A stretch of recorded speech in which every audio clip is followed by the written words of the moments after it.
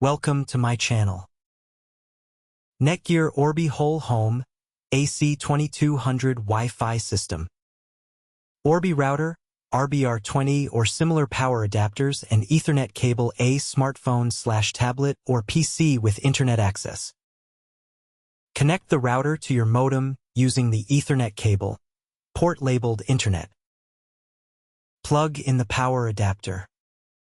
Wait for the LED ring on top to pulse white, then turn solid white, then blue or amber. Blue equals good connection, amber equals fair connection, magenta equals no connection. Try moving closer. Place satellite halfway between router and Wi-Fi dead zone. Plug it in and wait for LED to stabilize, same color logic as above. Download the Orbi app from Google Play or App Store. Orbi, open the app and tap New System Setup. Scan the QR code on your Orbi device. Create a Wi-Fi name, SSID, and password. Set up admin login and recovery options.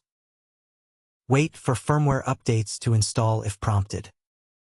Open a browser and go to http://orbilogin.com.